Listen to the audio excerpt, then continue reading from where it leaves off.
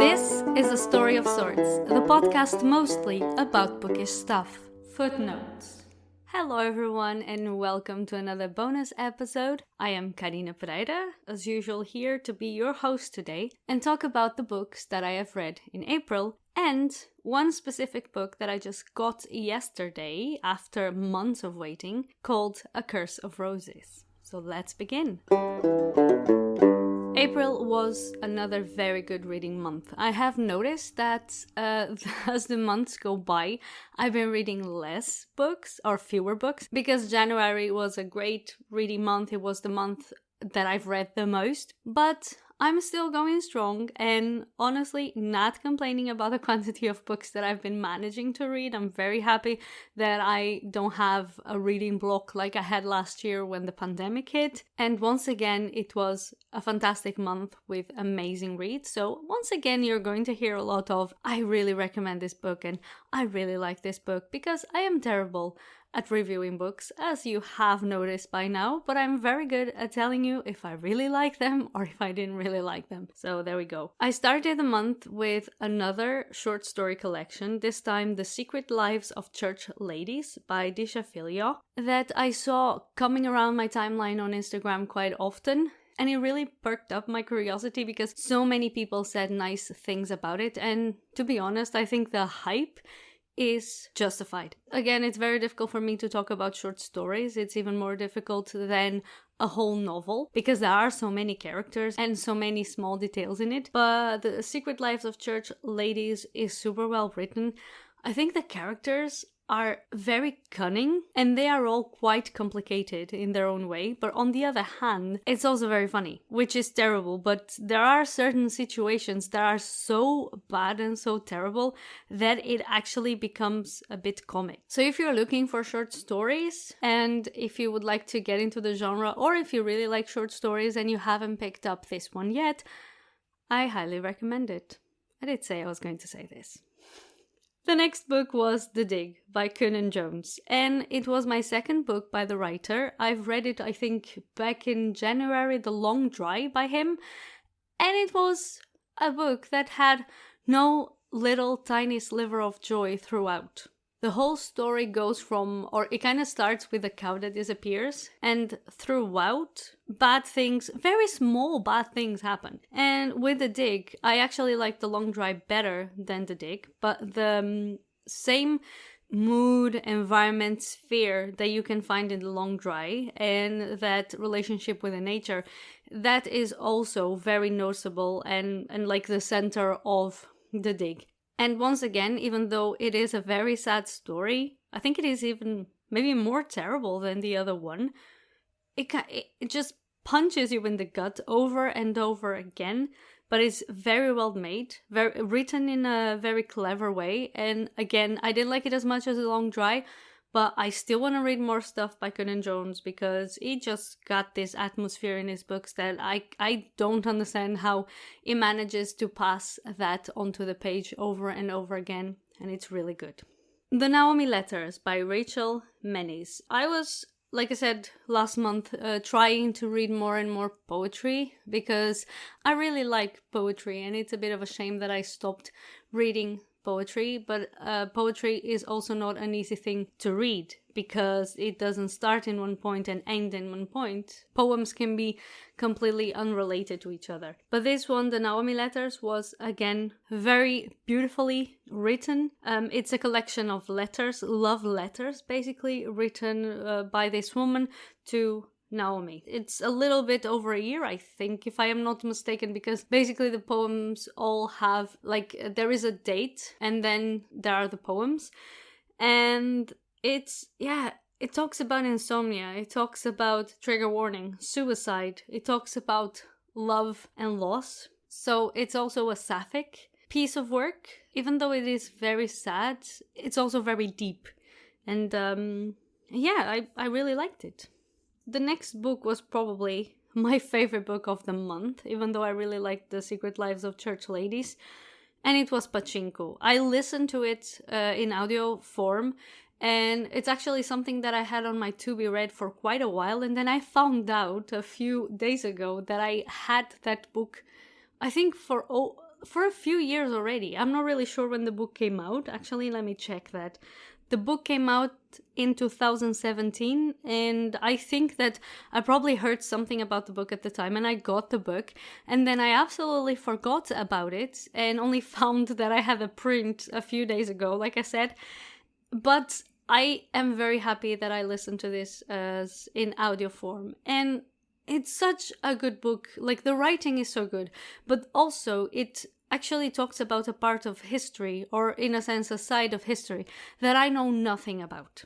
And that is the occupation by Japan of Korea. I feel very silly right now because honestly I don't have a very broad, or sometimes even any knowledge of what was going on that was not in Europe and maybe in the United States. Even certain things happening in South America, I'm honestly very oblivious to.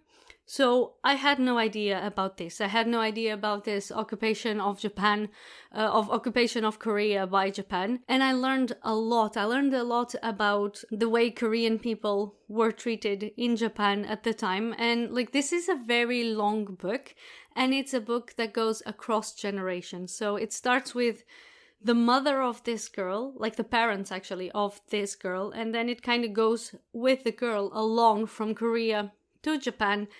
And then it goes like with her kids, she has 2 boys. And it's a story about immigration. And I am an immigrant. And the whole feeling of, like, you don't have sometimes a place where you feel that you belong to.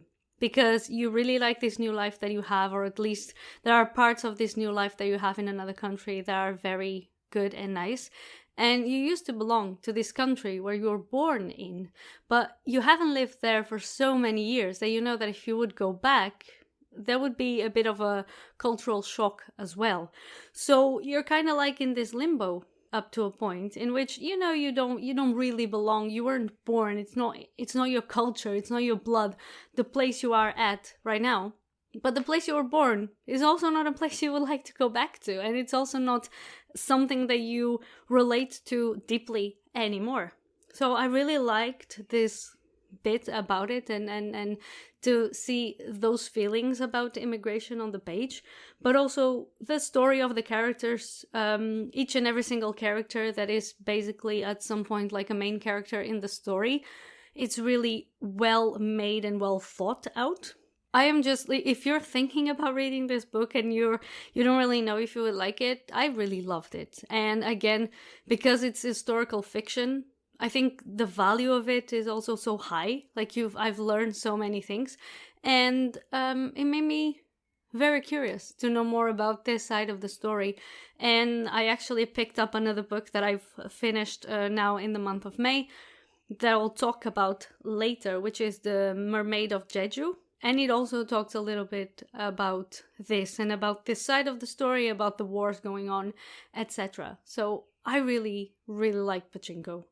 The next book I've read was How Much of These Hills is Gold by Zhang, which was nominated or actually won an award. And it was doing the rounds everywhere, so people got very curious about it. And someone suggested it for one of the book clubs that I'm part of with a friend. So we decided to read it, also because of the immigration background, of the story of racism that is in it as well, undoubtedly, of course. Honestly, I was expecting to like this book more than I did. I gave it 4 stars because I still think it was very good, but it took me a while to get into the book. So the writing was, for me, dragging a little bit more than I expected. Or, like, it's a bit hard, it's a bit difficult to explain. Sometimes you read a book and the writing really grips you, and this one didn't really grip me, not from the beginning. And then I got to a point in which there was like a new character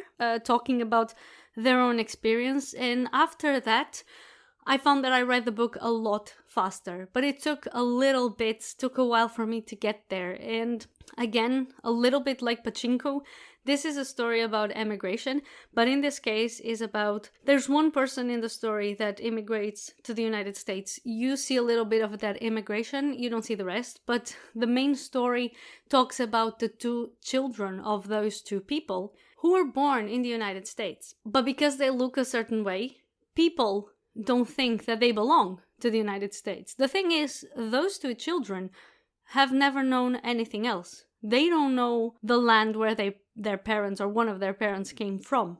They don't know, like, that you cannot relate to a place you've never, or maybe you can relate to a place you've never set foot on, but to have people kind of like accusing you, or rather giving you that heritage and seeing you belonging to that certain place you've actually never set foot on, feels like something that is very unfair and also, again, very confusing in terms of identity. So I really like the way that the author explored that identity relationship, and also the relationship between the two siblings, which are the main theme of the story as well. And that was very well done. So I still think it's a very good book, but it took me a little bit to get into it. The last book of the month, so if I am correct, the 8th book of the month, was How Beautiful We Were by Imbolo Mbue, which again it either won a prize or was nominated for a prize. The story also talks about something that has been, in the news since forever, and that should be given more thoughts, and change should happen, and there are so many people fighting for it, and their voices are not being taken seriously. And it's the same situation that happened and still happens in Flint, for example, with the water, like the water polluting. It's about colonization. It's about basically white people going to certain places and taking the land as if the land was theirs, polluting the land, and ultimately killing the people and making the people of that land sick without any kind of consequences. And the story is basically about this village that has to fight this very big corporation, which, if I am not mistaken, from the United States, who is polluting the river. And it gets to a certain point where pollution is so bad that children start dying. But of course, while the big corporation has people with guns, the small villages do not have people with guns, so they have to find a way to defend themselves. And throughout the whole story, there is this sense of hopefulness. No, the other way around. There is this sense of losing hope, and how every time you try to fight back, they fight more because they have ways to kill the people that you love. And it's about how far these people are willing to go and have to go, even if they're not willing to save the ones they love and to save the land that they love and to take it back to themselves. It's a great reflection, and even though it is work of fiction, well, it is very based on actual things that happen nowadays, still, unfortunately. So the whole month was actually very good in terms of reading. I don't think... Yeah, I sometimes, when I dislike a book a little bit, I give it 3 stars, and I haven't given any 3 stars this month. Oh, I forgot a book, actually. I forgot a book between the Naomi letters and the Namesake, and Pachinko, and that was The Namesake by Jhumpa Lahiri, which was recommended to me by Anamika, who was on the podcast, I think, if I'm not mistaken, episode number 7. And when we were talking about her coming to the podcast and she figured out, oh, it's a book podcast, you should really read this book, is maybe my favorite book ever. And well, let me tell you, it was really good. I have now Whereabouts, which is the book that's, I think, came out already by the same author. And The Namesake is about identity. It is about this boy who was given a name from a famous author, Godot. I can Gogol, sorry, not Godot. And it is about the way that he does not see himself in that identity and how people associate his name immediately to the author. Yeah, it is. I don't want to spoil a lot of the book, but it is a book about identity, but it's also, again, about this family, and about this family of immigrants that come from India, and they go to the United States, and then the kids are born there. And yeah, it's the story of a family as well, and I really enjoyed it, but also the writing is so beautiful. I'm really looking forward to read another book by Jhumpa Lahiri, because I think it's one of those authors that I will continuously enjoy whatever they write. So yeah, I almost forgot a book. I'm usually, when I record these episodes, I do it by looking at my Goodreads account, or Storygraph, that's where I have everything, and I completely jumped that one. This was what I read this month. I am in May. My reading in May is complete. It's all over the place because I'm reading, I don't know, maybe 3 or 4 books right now at the same time that I started for book clubs and for podcast episodes that I want to record with authors, etc., etc. So my reading was everywhere. I'm super confused right now. I have no idea how many books I've read this month already. But I want to talk about a book to end this episode. And the book is called A Curse of Roses. And it was written by Diana Pinguicha, who is a Portuguese author, but the book is written in English.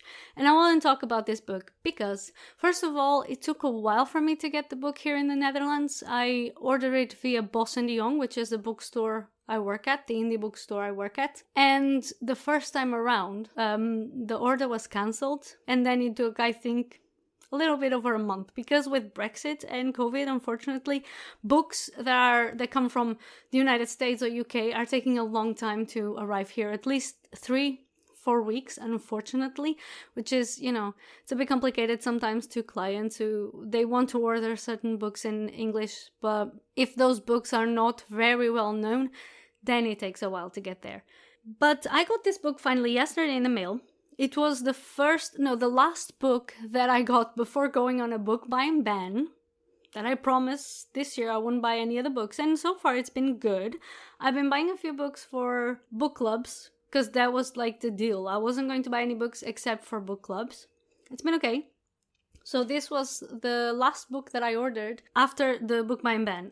Before the book buying ban. I'm very confused today.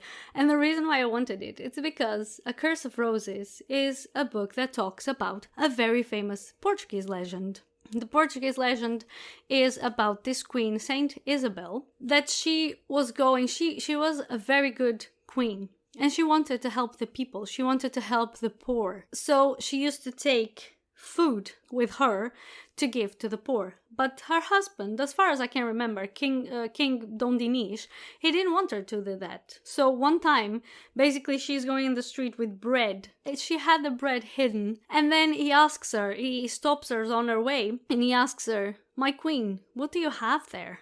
And she says, "They are just flowers, my lord." And she opens that where the bread was, and roses fall to the ground. And that is known as the miracle of the roses. So Diana has decided to write a fantasy story about that, about this Portuguese legend. But in this case, Isabel cannot eat because everything she touches turns into flowers. It is also a sapphic romance, so she's gonna have the help of this woman called Fatian. I don't know how to pronounce this, actually, I gotta ask.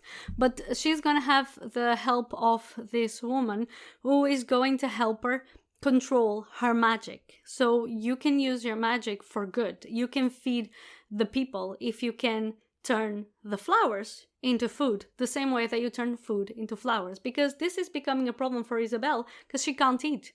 Because every time she touches food, it turns into flowers. So this is all I know about the book. But it's so nice to see a Portuguese legend being written about in a fantasy story like that in an actual book. So I'm very excited to start reading it. And I will, of course, leave a review here once I get around to it. Which I cannot promise when it will be, because my to be read is very long and I have a lot of things that I have to give priority to.